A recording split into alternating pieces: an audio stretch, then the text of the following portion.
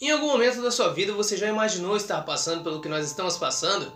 Enfrentar uma pandemia, ficar de quarentena sem poder sair de casa. Você conhece outras pandemias? Ou você acha que o coronavírus é a primeira delas?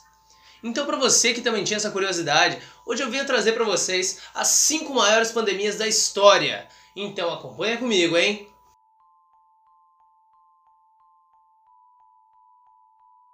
Fala, meu povo, tudo beleza? Eu sou o Antônio e sejam muito bem-vindos a mais um vídeo aqui no canal. E olha, se você é novo na nossa galerinha, já se inscreve no canal, deixa aquele like e um comentário, uma sugestão aí no vídeo pra mim. Certo, mano? Então bora pro vídeo.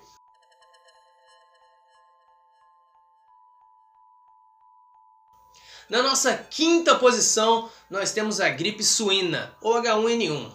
No dia 7 de abril de 2009, médicos lá no México começaram a notificar casos de pneumonias causadas por gripes, só que era um caso muito grave e que estava afetando justamente jovens e adultos. E essa é a faixa etária que não costuma apresentar casos graves de pneumonia causados por gripes.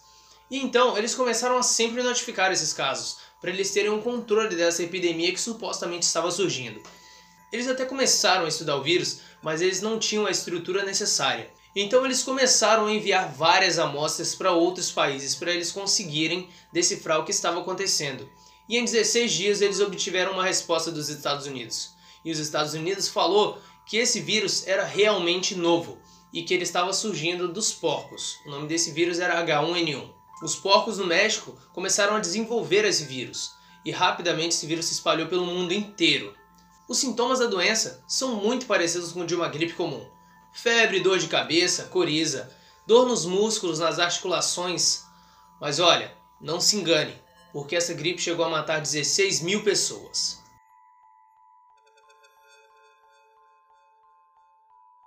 No nosso quarto lugar, nós temos a gripe espanhola. A gripe espanhola ela surgiu no século XX e ela era formada por um vírus influenza mortal. E ela chegou a atingir 1/4 da população de uma maneira muito rápida. E nenhum país podia divulgar que essa doença estava acontecendo, porque isso iria acuar os soldados da guerra e também ia acuar a população que estava sofrendo bombardeios.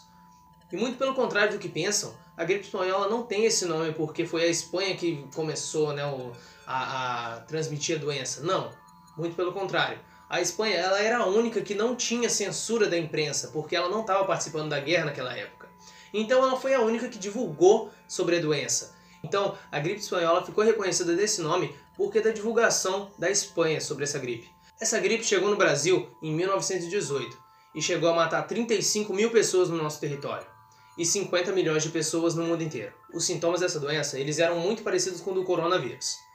E tem uma história bem interessante até, que diz que lá em São Paulo as pessoas tinham achado uma cura medicinal. Medicina, é claro que é uma cura medicinal. E existe uma história bem interessante até, que diz que lá em São Paulo as pessoas tinham achado uma cura caseira para essa doença, que se tratava de cachaça, limão e mel. E o Instituto Brasileiro da Cachaça diz que foi dessa maneira que surgiu a caipirinha. Na nossa terceira posição, nós temos a peste bubônica. No século XIV, na Europa, a Europa estava em uma completa desordem. Muitos lixos pela rua, o que era o cenário perfeito para a propagação de doenças. E a peste bubônica não deixou isso passar. Ela começou a se alastrar, só que ela saía de pulgas e animais de porte pequeno, ou quando o animal estava infectado, né, e as pessoas eram expostas ao fluido corporal do animal. A peste bubônica é causada pelo vírus... Mano, é uns nomes muito esquisitos. Peste bubônica? É, peraí. Puta Yersinia pestis. Esse é o nome do vírus, Yersinia pestis. Eu não sei se eu falei certo, mas o nome vai estar aqui embaixo.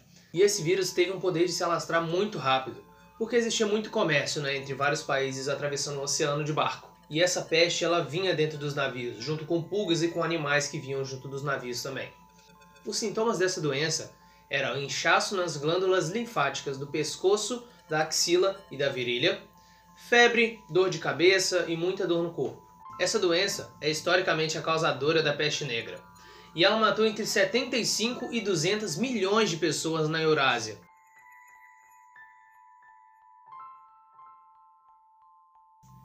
E agora na nossa segunda posição nós temos a varíola. A varíola foi uma doença terrível, que atormentou a humanidade durante 3.000 anos. O vírus Orthopox variolae, Ele era transmitido de pessoa para pessoa, através do contato pelos objetos. Esse vírus se alastrou de uma maneira muito rápida, mas de uma maneira muito rápida mesmo, porque rapidamente ele já tinha chegado ao mundo inteiro, deixando muita miséria por onde ele passava. Os contaminados sentiam febre e tinham várias erupções pelo corpo, como se fosse uma catapora, sabe? Só que assim, muita mesmo.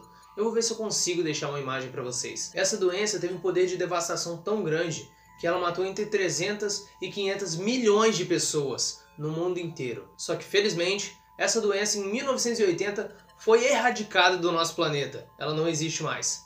Porque em 1980 eles fizeram um grupo de vacinação em massa no mundo inteiro até que não existisse mais ninguém que pudesse se contaminar.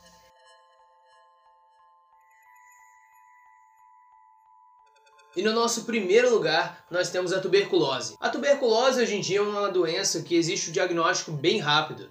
E também existe o tratamento para a pessoa que quer se tratar. Mas não era bem assim antigamente. Morreram muitas pessoas até que descobrissem um diagnóstico.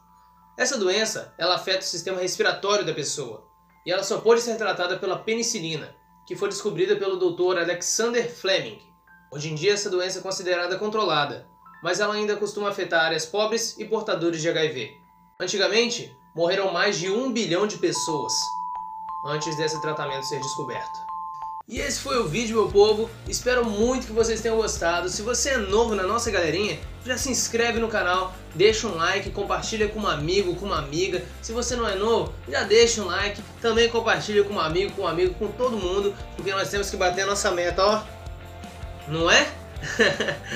Deixem-me aí nos comentários o que vocês acharam desse vídeo, se vocês gostam desse tipo de vídeo, tá bom? E se vocês ainda não foram no meu vídeo de desafios, eu vou estar deixando um card passando aqui em cima e vocês clicam nele que vocês vão diretamente pro vídeo, certo? É isso aí, pessoal. Valeu, falou e até a próxima, hein? Fui!